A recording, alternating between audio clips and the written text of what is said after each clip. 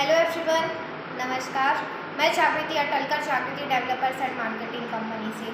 आज मैं real estate से रिलेटेड एक और अच्छे टॉपिक लेके आई हूँ गाइस। इससे पहले जो मैंने बनाया था वीडियो, उसमें ये बनाया था कि जब भी हम कोई प्रॉपर्टी खरीदते हैं तो हमें पैसों का भुगतान कैसे करना चाहिए, और इसमें काफ़ी अच्छे रिस्पॉन्स आए थे गाइस, जो कि मुझे बहुत ज़्यादा खुशी हुई कि मेरी वीडियोज़ को इतने अच्छे से आप लोग सभी देख रहे हैं और काफ़ी लोग सीख भी रहे हैं गाइस। तो ये मेरे लिए बहुत अच्छी चीज़ है। जो मेरा मकसद था ये वीडियो बनाने का, सक्सेस हो रहा है।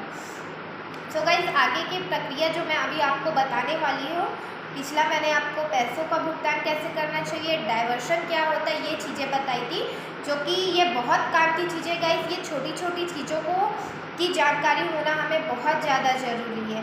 अगर हम इन चीज़ों को ध्यान नहीं देते हैं, नज़रअंदाज करते हैं, तो हम धोखाधड़ी के शिकार हो जाते हैं गाइस। आपने सुना होगा कि कई लोग बोलते हैं कि एक ही प्रॉपर्टी को 2 से 3 बार सेल हो चुका है।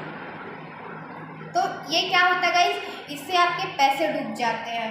आपने इतनी मेहनत से कमाया होता है और वो पैसे एक्चुअल क्या होता है कि कोई और हाथ मार जाता है।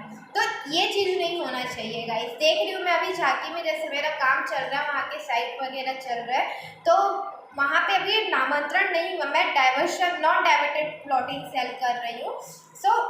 बाकायदा मैं मतलब एनओसी वगैरह सारी चीज़ें मेरी कंप्लीट है।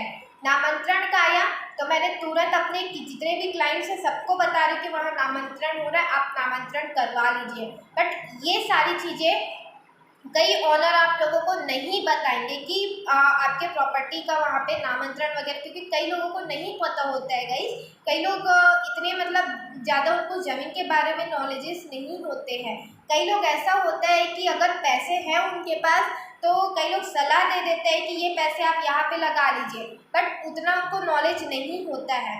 तो गाइस, कभी भी आप किसी को प्रॉपर्टी परचेस कराते हैं तो उनको पूरी एक ए से जेड तक की जानकारी दीजिए, है ना।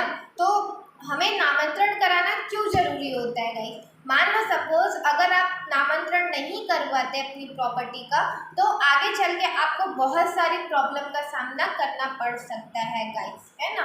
क्या होता है जब हम कोई प्रॉपर्टी लेते हैं, मान लो कि एग्जाम्पल के तौर पे बता रही हूँ आपको, अजय प्रॉपर्टी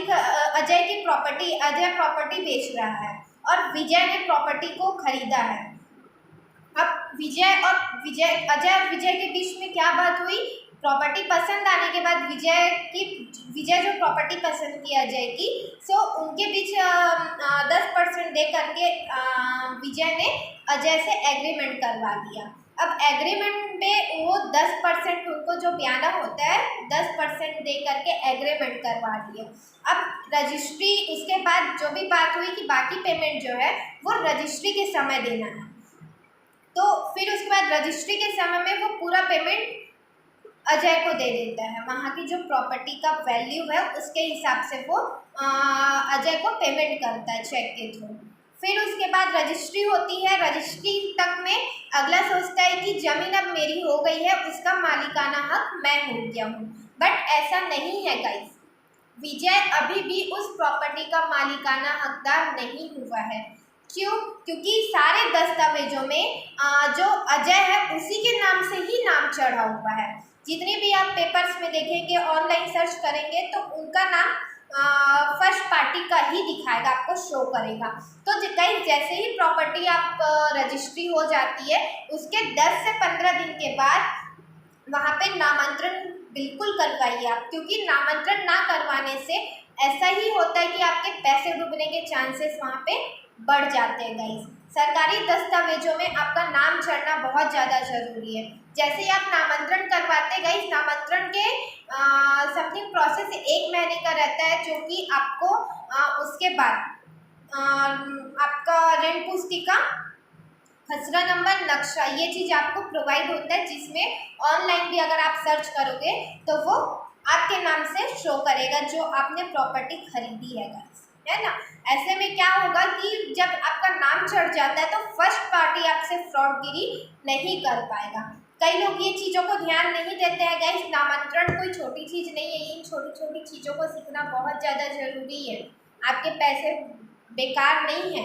आपको पैसों को एक एक चीज़ कहाँ सही चीज़ों में लगाइए और सही चीज़ों में लगा करके उस चीज़ को जानिए कि मुझे कहाँ लगा, मतलब किस चीज़ को इसको बचाने के लिए। ज़मीन के कामों में आपको बहुत धोखाधड़ी मिलेगा गाइस, और जो ध्यान नहीं देते हैं वो फिर कोर्ट कचहरी के चक्कर लगाते रह जाते हैं, टाइम भी वेस्ट होता है, पैसे भी वेस्ट होते हैं और ऐसे ही पूरी ज़िंदगी निकल जाती है।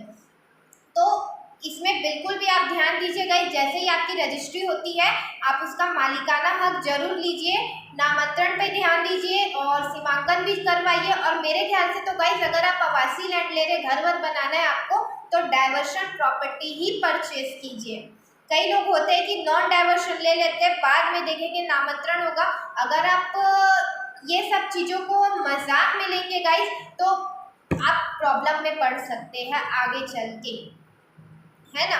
तो ये जो न्यू रियल इस्टेट में आया है गाइस, उन्हें भी ये पता होना जरूरी है ताकि अपने ग्राहकों को ये काफ़ी अच्छे से एक्सप्लेन करे। और बिल्कुल अगर आप ज़मीन का काम कर रहे हैं तो लोगों को सही जानकारी दे करके आप काम करिए, ताकि आगे चल के आपके जो ग्राहक है गाइस, अगर आप सही जानकारी देंगे और सही चीज़ बताएंगे तो आपके ग्राहक आपके हाथ से बिल्कुल भी नहीं जाएंगे, है ना।